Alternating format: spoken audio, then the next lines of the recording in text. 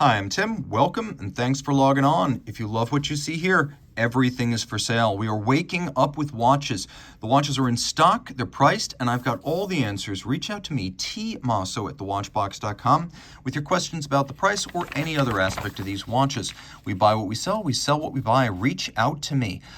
I would love to trade you a watch that you're not wearing in exchange for one that you will. I would love to buy your entire collection. We make the process easy, walk you through. We pay cash, we pay fast, no upper limit on value paid. We will buy your entire collection of Paul Newman Daytonas. To buy, trade, or sell, reach out to Team Mosso at thewatchbox.com for pricing. All right, in 2018, Rolex redesigned its long-running GMT line. It dates back to 1954, originally created in conjunction with Pan Am pilots. The GMT Master, which had only one time zone, became the Master II in 1983, now with two independently settable time zones. Rolex Director General Jean-Frédéric Dufour is apparently a big fan of the GMT, which is why we've had many iterations of it since he took over back in 2014. But in 2018, when the watch was redesigned, you weren't able to get the traditional Pepsi bezel on a Oyster bracelet. You had to choose between getting the Oyster on a white gold model or getting steel on a Jubilee. So the Oyster bracelet became available on these in 2021. Now equipped with the Oyster bracelet, the 126710 BLRO is very close to a modern interpretation of that original Pan Am watch. Throw it on my wrist. My wrist is 16 centimeters in circumference. The watch is 40 millimeters, but with the super case, visually it gives you the impression of being 42 or 43. It's not thick and it will slide underneath the cuff. Whether you get it on the new for 2021 Oyster or the Jubilee, you're going to find that it is quite comfortable and secure. The watch, of course, beautifully made inside and out. Recommended for a wrist 14 centimeters circumference or larger. Again, mine is 16 centimeters. The watch is 100 meters water resistant, which means you can absolutely swim with it, and it's very well loomed, and that includes all four hands on the dial, including the second time zone. Now we have the Pepsi bezel here, and that allows you to temporarily read a third time zone. So the original GMT Master, when used in conjunction with its bezel, could show you two time zones. When you have a GMT Master II, you can temporarily read three. And the easiest way to do this, set the second time zone, the 24-hour hand, to Greenwich Mean Time, then set your local time to whatever it is, then offset from Greenwich Mean Time, whether you're adding or subtracting hours, and you will be able to read the destination time zone on the bezel. Great for pilots or travelers. If you use the GMT offset of your destination zone, you will be able to read temporarily three time zones. Steel, well made, redoubtable. Rolex's 904L steel that they now call Oyster steel, so more resistant to salt-induced corrosion, which is great for sea, water, and sweat. You have the Easy Link inside the clasp, which is a snap-in, snap-out 5mm tool-free adjustment. You got a movement that's shock-resistant, anti-magnetic, and thanks to this case, 100 meters water resistant. So this is a very durable watch. Black lacquer dial, white gold hands and indices. This is a timepiece for the ages. This is a one and done watch if you're looking to own just one timepiece. A Rolex GMT is a great example of a one watch collection. Now let's talk about another steel watch. This one just came out last year. In 2022, Patek Philippe upsized its 5930 world time chronograph. So this is the 5935A in steel. So whereas the standard 5930 is 39 and a half, this is 41 millimeters in diameter. So it's a big steel case, although visually it looks a lot like the 5930. It adds a salmon dial with what Patek describes as a carbon pattern at center. And we have a combination of a world time display and then also a flyback chronograph. So you can see the chronographs in operation, reset, restart without first stopping. Now let's say I'm in Paris. And in Paris right now, it's 4 a.m. How do I know it's 4 a.m.? Well, I have this 24-hour reference ring that moves counterclockwise. This is the Louis Cotier system. So I look at Paris, I look at the adjacent hour, so I see 4 at the center dial, and I know because 4 is adjacent to Paris that this is 4 a.m. and not 4 p.m. So that's how that works. And then if I just want to read the time anywhere in the world, I find the hour adjacent. I can see in Karachi, it is 8 a.m. I can see that in Buenos Aires, it is dead midnight. All of this, at a glance, you've got the whole world in your hands. Now we have blackened white gold indices and hands that are pretty well loomed for a watch that is starting to feel like the sportiest Patek World Time ever made. Being steel, it's quite durable, it's quite robust, it's got a matching steel deploying clasp. The movement is the 28520 automatic winding, column wheel vertical clutch chronograph with flyback, 6-position adjustment, Gyromax free sprung balance, ceramic rotor bearings, unidirectional winding, 4 Hz beat rate, anti-magnetic silicone hairspring, guaranteed to run no worse than -3 + 2 seconds a day from the factory, incredibly finished. It's a well-finished watch inside and out and a good looker. And this world time system is a lot of fun because if you need to change your location, let's say I'm going to go to Karachi, I can easily recenter it at the top. That's where you put your current city. You see how the watch did all the math for me? That's the brilliance of this system. It is fairly large at just under 50 millimeters from lug to lug. I believe this is 49.7. And so it's a sizable timepiece. I would recommend it for a wrist my size or larger. With the 5930, it's a bit smaller, but this is a wide stanced watch. And because of the particular shape of the lugs, I do say 16 centimeters circumference or larger is the go zone. Now, taking a look in profile, it's thin, sloped conical bezel. Over the top, you can see that the lugs are not quite to the edge of my wrist, but getting there. Down the barrel, you can see I don't have a whole lot of clearance. That's your sizing guide for this watch. Now let's take a look at something from my original love, Jaeger-LeCoultre. The company launched its first geographic complication in 1989. Blurring the lines between a world time and a dual time, the geographic allows you to set a second time zone that's coordinated with a reference location at the base. So here's your second time. Here's your reference location. You can see I've got a power reserve indicator. The power reserve is 42 hours. I've got a pointer style date and a little push adjuster for that. So if I want to change the local, or I should say the remote, the locality of the remote time zone, I can adjust it independently. And you see how there's a little AM PM indicator there? So I can see right here I'm adjusting into the nighttime hours. And then I can also pull the crown out and move everything in sync just like that. Note that the Dauphine hands are half frosted. This makes for better contrast on the dial. This watch, 38 millimeters in white gold, was part of a boutique exclusive white gold ruthenium dial set that came out in 2002. So there are several different variants out there with the ruthenium coated dial and the white gold case. And one of their hallmarks has been the use of a Hunter case back. So you get the solid gold case back, but you also get the joy of a display case back. Taking a look, you can see that this was the old school JLC. Back when movements were adjusted in 6 positions from the factory, they don't even come with an adjustment notation anymore. You can also see back then the mass on the rotor was 22 karat gold, not 21, not 18, definitely not rose gold plated tungsten. Nicely decorated. You can see this 889 based caliber 929 is an excellent combination of manual and mechanical finishing, with my favorite feature being the blued screws that are authentically heat blued. You can also see the little reversing rocker for the winding system of the 889 right there. Engine turning inside the case back, snap it shut, master 1000 hours control. The watch through the master's 1000 hours control gains an attestation of precision, power reserve, winding efficiency, durability, and water resistance. The master 1000 hours, which proceeds for over 41 days, is a comprehensive test of the complete watch, not a bare movement 2-week test as with the COSC. If you want to change your reference city down at the base, let's say I want to go to Los Angeles, you can see how the reference time zone changes with the locality set at the base of the dial. So it does all the math for you. The watch comes with a full deployant clasp, also something we're seeing less and less of from JLC as they try to maximize profits. But this one built the right way. Compact across the wrist, only 11.9 millimeters thick. This is a watch I can recommend for a wrist as small as 13.5 centimeters circumference. Comfortable, handsome, durable, and a watch that has to be regarded as a supremely practical travel companion, right down to its slightly loomed dial. And surprisingly for a dress watch, 5 ATM water resistance. I don't recommend you swim with it, but it's nice to know that it's not 30 like most of other dress watches are. Here's a watch that actually has JLC roots, but not many people would pick that up. This Vacheron Constantin Skelette is a circa 1980s 30 millimeter yellow gold engraved skeleton movement two-hander.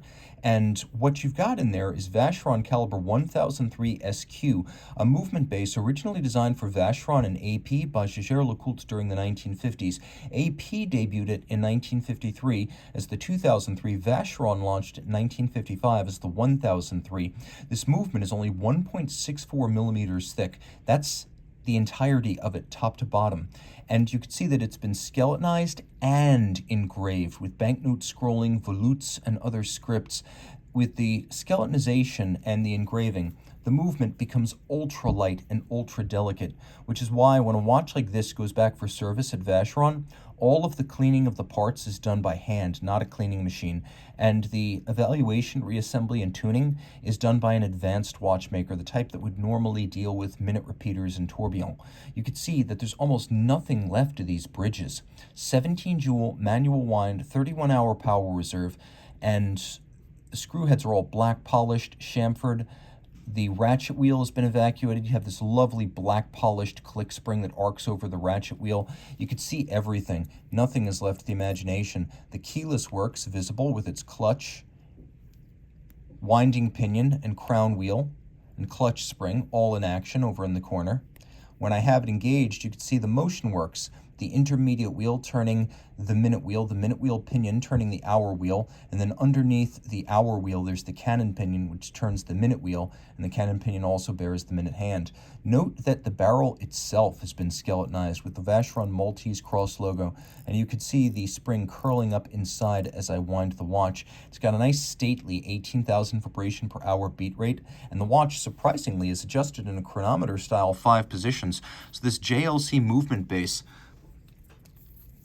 70 years after it was first seen on Audemars Piguet's, still designed to keep exacting time. And the watch itself is only 4.4 millimeters thick, so it's like a second skin. Truly special. If you're gonna wear a watch with a tux, and a lot of people say you shouldn't, this is exactly the kind of watch that you would wear with a tux. Now, some people like compact sizing, but 30 is going to be too small, so let's talk 36. In the late 90s through early to mid-2000s, Gerald Genta, after the ownership of Gerald Genta, produced this. This is the Classique Retro, and the watch is 36 millimeters in steel with a double mother-of-pearl dial, a retrograde minute, and a jumping hour. So the double mother-of-pearl comes in the form of the minute track, which is white mother-of-pearl, and then below that we have black mother-of-pearl that's been printed with a guilloche-like rosette pattern. But if you look very closely, you can see that it's a transferred lacquer. It's not an actual texture on top of that mother-of-pearl because it's rather difficult to engrave mother-of-pearl. So this is a ETA 2892A2 base, automatic winding, 4 hertz beat rate, 42 hours, and then we have the Gerald Genta manufacturer module on the top. This is Genta's own module with a retrograde and a jump hour. The case is striking. We have a cabochon crown with rivets, coined case flanks, rather straight, pronounced lugs, and the straps are held on by screws and bars, a refinement I always like to see on expensive watches. Let's take a look at what 36 looks like on the wrist. It's actually a good fit for me. So if your wrist is my size or smaller, buy with confidence. This is for him, it's for her, and you can see from over the top, the lugs are nowhere near the edge of my wrist. And let's do the down the barrel. I'll pull up my sleeve a little better. The strap's still kind of stiff, so I have to pull it tight to cinch the watch down, but it's going to fit better as time goes by, and it also fits quite well right now. So a cool piece from Gerald Genta, which has recently been revived as a brand by its owner, Louis Vuitton. But here's the thing, it never went away. The old Gerald Genta, Daniel Roth manufacturer in the Vallée du Jeu, became Bulgari. And so since the brand phased out to the present, you've always been able to get parts, even branded straps, from Bulgari for your Gerald Genta watch. Now that Genta is back in earnest, they might even start stocking straps and basic parts like buckles in Bulgari stores. So Gerald Genta, a brand on the rise, making a comeback. And here's a lovely throwback to the roughly 1997, maybe 96 to 2004 period when this model was made.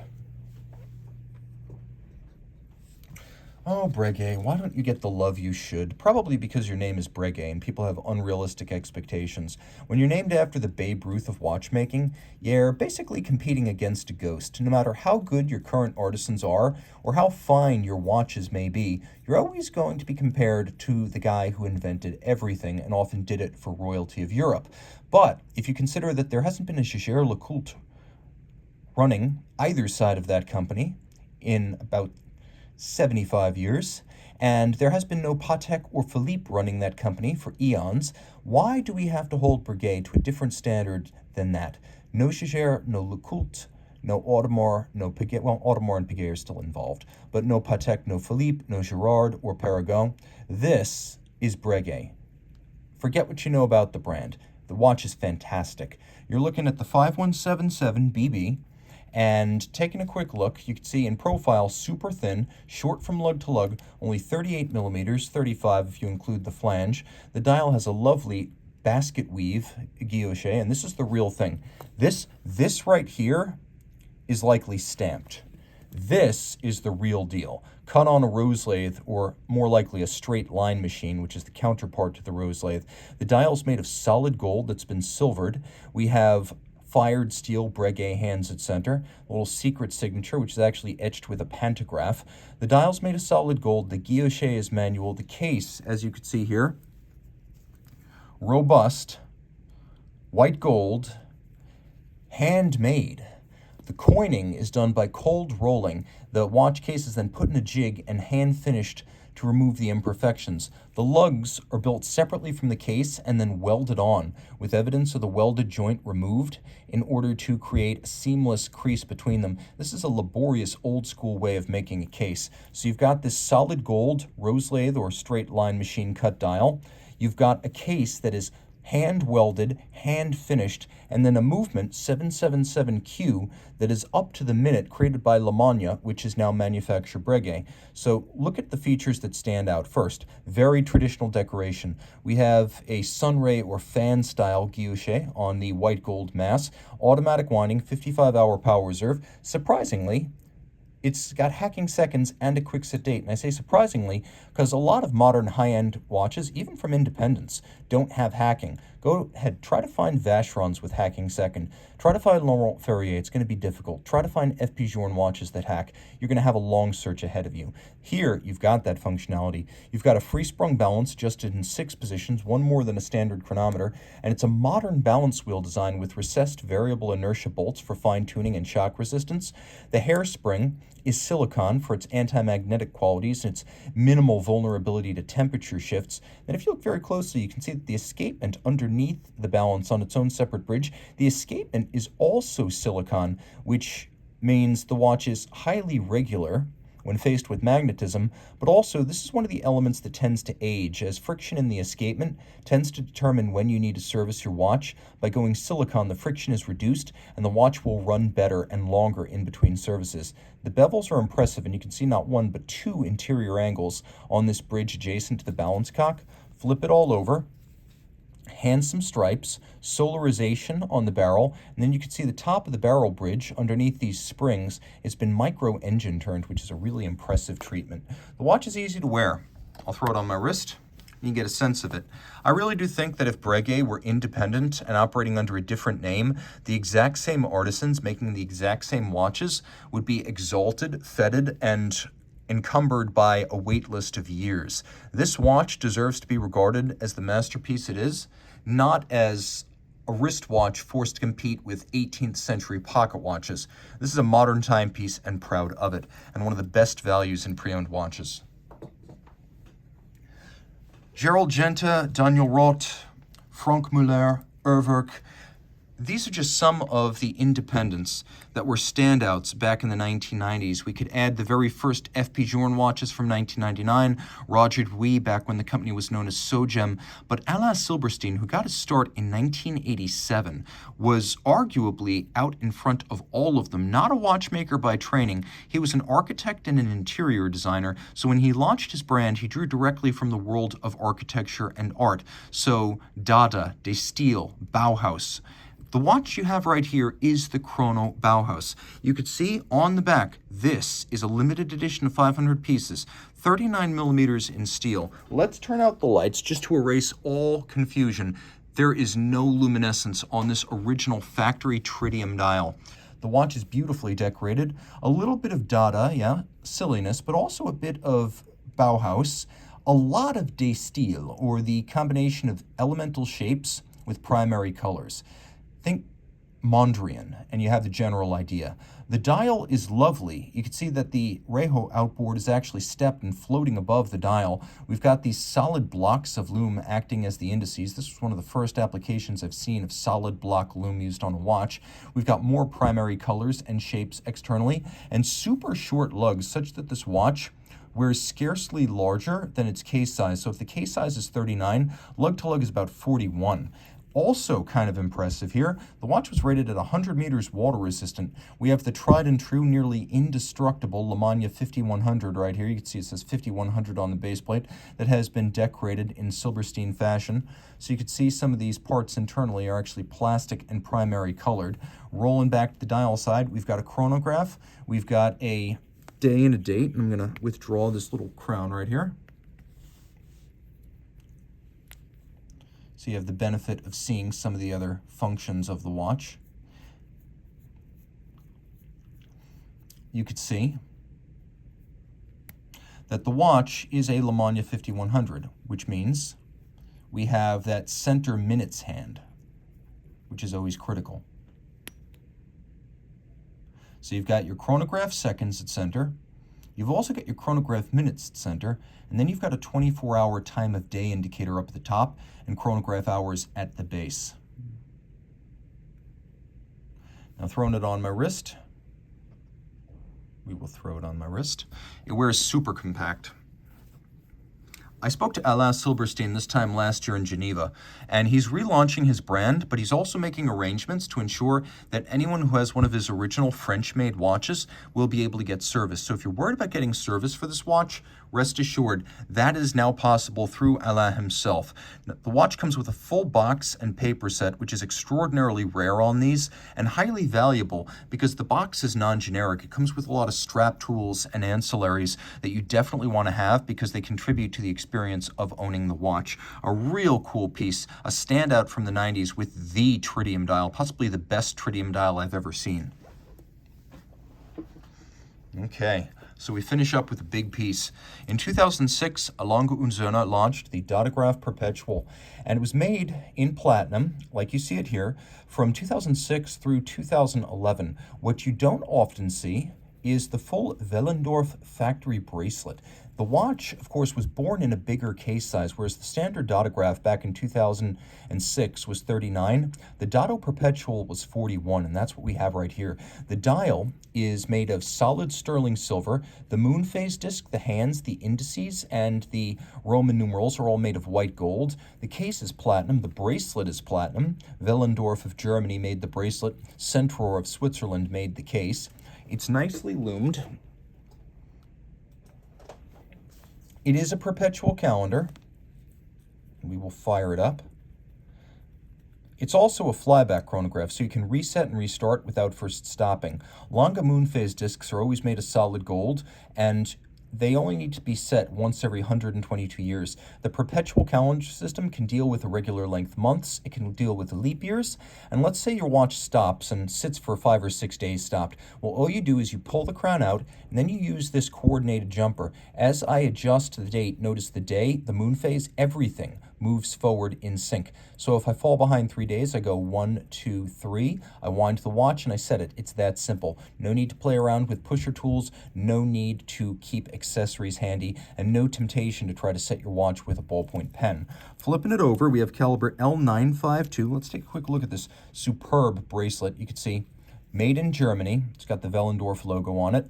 Nice to see that they use platinum on the interior of a clasp. A lot of times this is where you'll see white gold on less exacting brands. The movement, L952, is column wheel lateral clutch, German silver bridges and plates, stainless steel chronograph components, free sprung balance, 5-position adjusted with an overcoil hairspring kicking away at 18,000 vibrations per hour. I've always thought the most impressive part of this watch, well, there's two things. One is the feel of the column wheel, which is second to none. Some, few equal it, but none surpass. We also have instantaneous jumping minutes on the chronograph side, and a lovely architecture for the clutch. It's all made of steel. You can see we've got a golden chaton cup that actually holds the chronograph driving wheel. We have both black polished and blued screws here. We have stripes, we have engine turning, we have freehand engraving on the balance cock. You can see everything that turns black as I shift it through the light is mirror polished, including the swan's neck fine adjustment mechanism. And if you look at the interior of the clutch right underneath my fingers, you can see that there are both interior angles and exterior points where bevels come to a junction. That is extremely difficult to do on something that's relatively confined, like this steel clutch. It's deeply impressive and a testament to Lange watchmakers. This is as good as it gets, guys. I'll throw it on the wrist so you get a sense of its size. Make no mistake, it's pretty massive, but it's only about 50 millimeters from end link to end link. So if you include the bracelet, I believe it's only about 50.4 millimeters across the wrist. So if your wrist is my size or larger, you're going to wear this well. And because it has that counterweighting of the bracelet and the clasp, it doesn't want to hula hoop or move around or capsize if you do like to wear your watch loose. This is a relatively easy one to wear loose because the bracelet offers a counterweighting that you don't get on a standard strap-clad Datograph. And remember, they made very, very few of these. For a short period of time, hardly any with this massive upcharge bracelet. Reach out if you love this watch or any of these watches to me. I am Team Mosso at thewatchbox.com for pricing details.